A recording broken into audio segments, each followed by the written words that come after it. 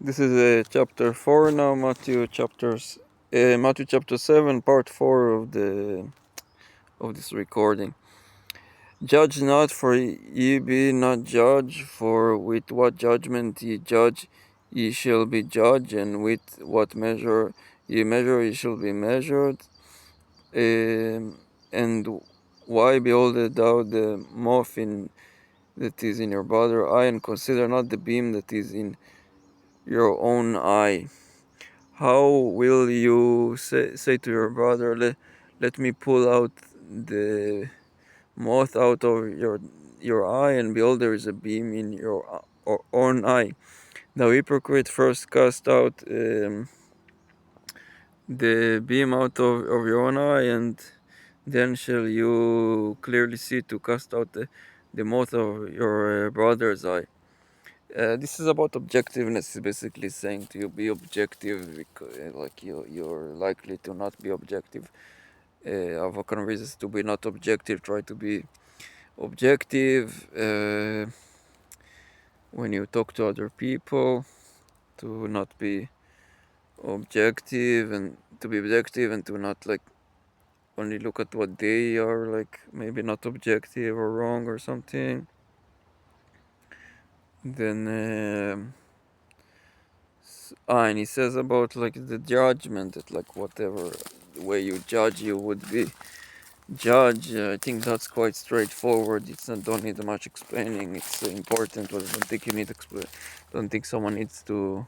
There isn't much how to explain, not understand this. It's like that's just literally. I think he says like how you judge, you would be judged, pretty much. In what measure you measure, you would be measured and stuff. And okay, so I continue. And just a moment. Where is it? Give not that which is holy unto the dogs, neither cast ye your pearls before swine, lest they trample them under their feet and turn and rend you, is like eat you or something, or cut or something like that. That is actually kind of complicated. What he's saying here is that the pigs and dogs, they are like, they represent, like, first you need to take the pearls, yeah? It says that which is sacred, later it says pearls. Okay, so it's in the context of what God cares about. So it's like things that God cares about, don't give to who is like not righteous, like who is like kind of dirty animals, is like representing things or people that are sinful. Okay, and it's like kind of animals that and that also might eat people, and it's like, although they usually don't, and it's like they are dirty, and that represent the darkness. In metaphors it represents sin, and it's like the pearls in some other places represent as the kingdom of heaven. So it's like don't give what God cares about to that you should, what you should give him to things or people that are or that he cares about, to things or people that are like sinful or something like that. So it's like for example, don't, like, for example, what I said before, like with the Trinity, is like, don't, for example, believe in a fake God, like for example the Trinity, which is what usually Christians see as God, is like, it's like don't, for example, believe in this God instead of the real God. which is the one called Yahweh or the Father, and is not human, um, instead of him, because it's like taking what he values and giving it to someone else, and that someone else is not even a real God, so he won't reward you, and he won't appreciate these gifts, and the kind of people that would be like might be like associated with it, like that are too much pushing some fake something like this. They might also, if you're, let's say, are somewhat they might for whatever reasons even decide like to go against you and do something bad to you because you, I don't know, maybe you're more righteous than you should be among them, or I don't know what they feel like it, like you can trust them. That's one thing that could be an example. Another example is like, for example, getting married to someone that you should know is like weak, like wicked or something, and then like trying to love them, then you're like gonna be, then God is not gonna bless that, and don't be surprised if they later like I don't know, you get somewhat older, maybe when you get somewhat older, then if it's a man, the woman got a bit older or got I don't know what, and maybe you would leave her and go be with someone else, or that he would, I don't know, just whoever it is would just be really bad relationship, or that some other issues, like don't be surprised if you they would end up eating you alive, kind of. You get what I'm saying? Like that's like what that's another metaphor for it. So it could be either trying to love someone that is like wicked, or it could be trying to follow what some religion says instead of following God.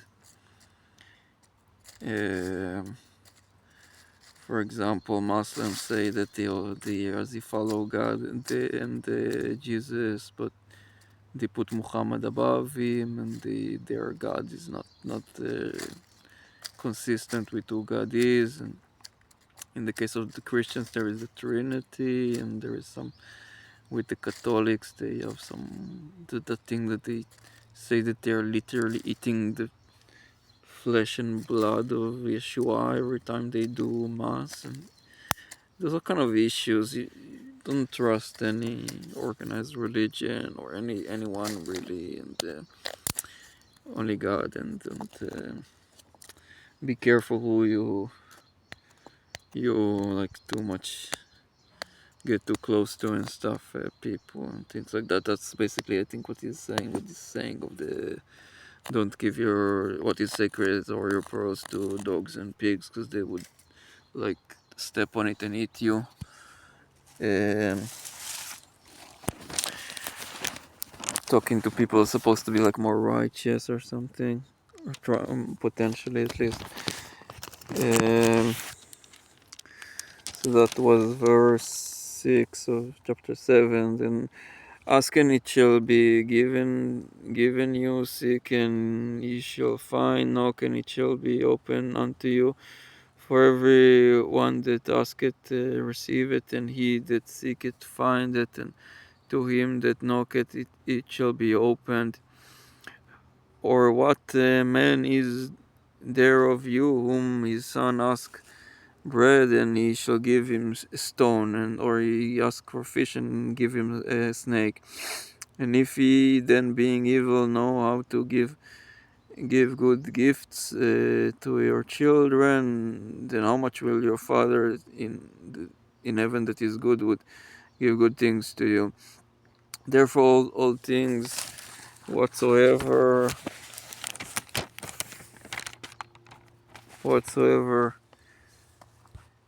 would that man should do to you, do you even so to them, for this is the law and the prophets.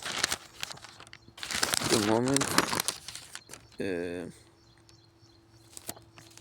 so it's like he's saying like God would like give you everything you need if you're lacking understanding and you're really asking for it, and he would find ways to make you understand. Although you should try to also read and think and stuff. Don't expect it to fall like out of nowhere. And uh, and like yeah, and like you take care of what you need. It's like kind of what like he said before, that a bit differently. And like they says to do to people as you would have them do unto you, that this is like the basis for everything basically that is teaching you, is to do to others as you would have them do to you, is what all the law and the prophets again is like how basically people in Hebrew language call all like the Old Testament, which is like everything that was before him. So it's basically based on this is everything that was said up till now, is based on do to others as you would have them do unto you. So chapter 13, it was now chapter 4, yeah, okay, 13 now. Enter ye through the narrow gate, for wide is the gate and broad is the way that leadeth to destruction, and many walk in it. And narrow is the gate and narrow is the way that leadeth to life, and few even and few are that find it. So he's saying basically, I connected to the story of Noah also with the flood, and also Lot and Sodom and stuff is like basically the amount of people. It seems like the amount of people that are gonna be saved, especially saved then based on what they did and stuff like this is really small, like really small relative to the whole population. It's sad, but it's unfortunately very small amounts. It's kind of also the point with the story of Noah and the flood. Um, it's also like a parable. It wasn't really that flood. It's like at least not like this. It's like it's a story that kind of says the same thing. Not exactly, but kind of. I did some other video about that earlier. And so beware of false prophets which come to you in sheep clothing, but inwardly they are ravaging wolves.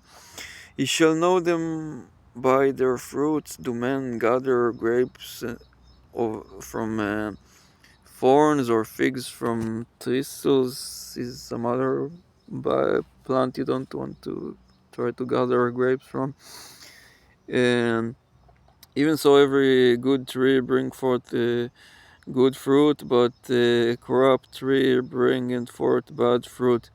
A good tree cannot bring forth bad fruit, and a good tree bring forth a good tree cannot bring forth bad fruit, neither can a corrupt tree bring forth good fruit. Every tree that bringeth not forth good fruit is chopped down and cast to the fire. Wherefore by their fruits ye shall know them. Who they is, he was speaking right now about prophets. Now, what does this mean to you really? Because why is he even talking about like prophets? Like people don't get that. It's like, why would you even need prophets in the first place? Like you're supposed to understand, and the people in the Bible generally understand that. Actually, I think everybody in the Bible understands that. If you look at how they treated the scripture, or almost everybody that should be in the Bible, there's some stuff that shouldn't be there, but most. So it's like basically God is who you're supposed to be listening to, not people. And God spoke through prophets. Yes, you are supposed to be learning about God and listening to God through what God said through his prophets, not through what people, even people in the Bible, like they're just that are not prophets God spoke through. The things that they say is just like their own opinion and understanding. Like it could even be wrong, like what I said about Paul.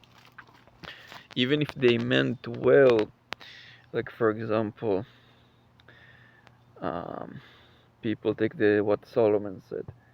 Solomon, wise or not, he was just a man, and sometimes he said some stuff that are not the best. And like he said that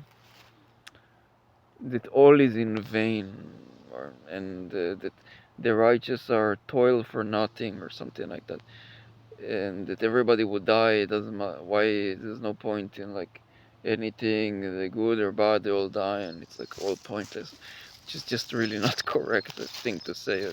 It's like, but if you look into it, he wasn't a prophet, and it's not, so it's not something God said. Also, people outside of the Bible even more. So the first thing you need to understand is you shouldn't, like, if someone is not something is not something God said through a prophet, and it's not something you should take as holy scripture. That's the first thing you should understand. So he comes from the perspective that you already understand that, like, okay, which people generally or either don't understand, or they understand but they kind of unofficially ignore. The you're supposed to first of all not listen to someone too much, reliably, at least rely on it too much if he's not a prophet at all, because then he's not a false prophet, but he's also just something someone said, and then whatever he says, and then it's like, uh, he's saying also that that there would be false prophets, that they would be very deceptive, and you should check everything everyone says that's supposed to be a prophet, that it's not a false prophet. People don't do that. I give you some example. Mm, the most obvious example is Islam, which supposedly is continuation of the Bible or something like that, but it's clearly not. But there is some less obvious example, like putting aside stuff that are pretty obvious, like even in um, like Catholics, for example, they have all kind of prophets or revelations that they believe in. All kind of people in history that are fake, like Fatima and some others like that. And there is even Protestants which have less of it, putting aside Mormons, and it's like there is the Book of Revelation is obviously false prophecy. It's like 20 chapters. None of it was fulfilled. Nothing was fulfilled after 2000 years. It contradicts what was taught before on major things. Um, like it says Christ would reign on earth for 1,000 years, when in his own descriptions when he comes, like the heaven and the earth pass away. So it makes no sense, and some other issues like that. The whole book sounds wrong, and nothing of it was fulfilled. So like that's bad fruits. That's bad fruits, and and some stuff like this. So like you can look at some if you're not sure if Paul's writing and some other ones like this are prophetic. First of all, they didn't say they were, but even if somehow you think that it is, just look at this fact, okay? They thought they were saying, like Paul was saying, and some others there were saying that they are in the last days, and that some people living there would still be alive. Um, in like the second coming or the end or something, and that obviously didn't happen. 2,000 years passed, and someone can get confused. I think they were confused as if that's what Yeshua said, but he didn't. He said some would still be standing here, some would still be alive when they see the Son of Man coming in his kingdom. They saw him ascend to heaven, and so they saw him coming in his kingdom when he ascended to heaven. Paul was not one of the ones that were there, so I guess he didn't get that. But the one, and Judas was no longer among them, so he said some would still be, because Judas was at this point was not with them anymore. So that was fulfilled by his ascension. But some apparently didn't get that. It read it later, thought he was, although it makes no sense. Thought that means that, like, and they got confused by some other stuff, like this generation would not pass away until all those things were fulfilled. That's something that he says as part of a prophecy that he speaks about the end, but this generation referred to the generation that he's just, since verse 15 in that chapter 24, Matthew 24, was saying some things about, not the generation that is at that time was living. So that tells you, so also, again, I'm not saying they're bad people, they had some bad intentions or something, but they were just people. You see, they make mistakes, they misunderstand things, even things that are big misunderstanding. Like this is a really big misunderstanding, for example. They really confused the early Christians with this.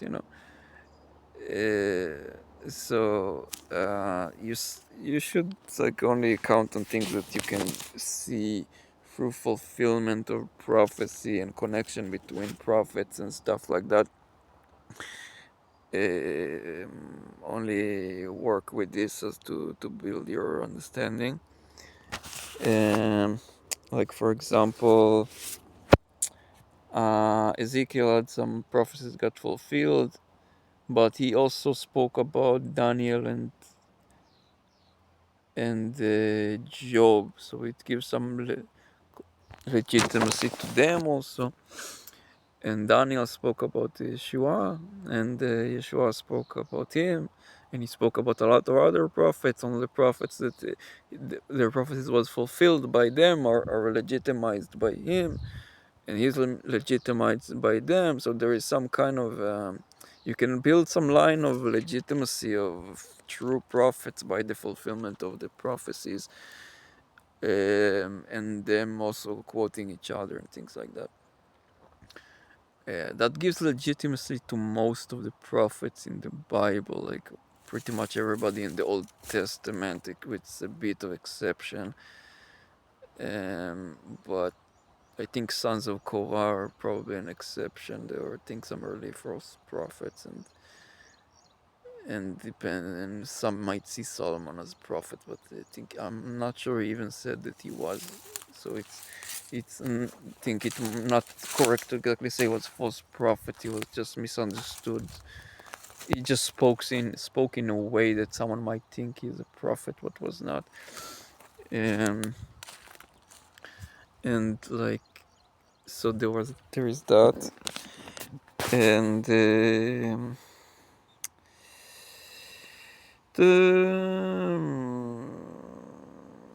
not everyone that says unto me, Lord, Lord, Lord, shall enter into the kingdom of heaven, but he that does the will of my Father which is in heaven. Again, he says, will of my Father which is in heaven, not my will. So it shows you that him and the Father is not the same thing, not the same one, not the same person, not the same God, you know. Otherwise, he wouldn't be speaking about him as someone else. Um, Many will say to me in that day, Lord, Lord, have we not prophesied in thy name, and in thy name have cast out devils, and in thy name does many wonderful works? And then will I profess unto them, I never knew. He said, I never knew you, he would say to them, which is like, must really suck to be them in that day. Um, so, yeah, just because someone don't trust people easily. Don't trust anyone you don't have reasons to trust, and and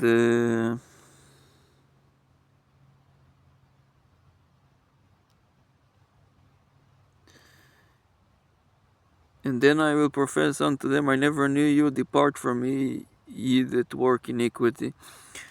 Therefore, whosoever heareth these sayings of mine and doubt them, I will liken him unto a wise man which built his house upon a rock, and the rain descended, and the flood came, and the winds blew, and beat upon that house, and it fell not, for it was founded upon a rock. And every one that heareth these sayings of mine and does them shall be likened unto a foolish, and does them not, doesn't do them, in other words, shall be likened to a foolish man which built his house upon sand, and the rain descended, and the floods came, and the winds blew and beat upon the house, and it fell, and great was the fall of it. And it came to pass, when Jesus had ended these sayings, the people were astonished at his doctrine, for he taught them as one having authority, and not as the scribes.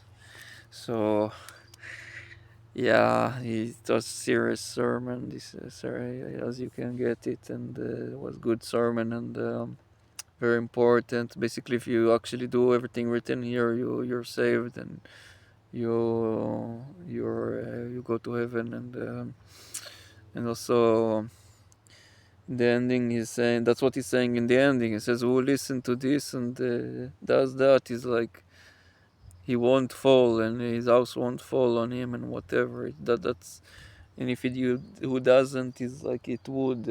What is it's saying is just what I said. Is like, if you do this, what he's saying in these three chapters is you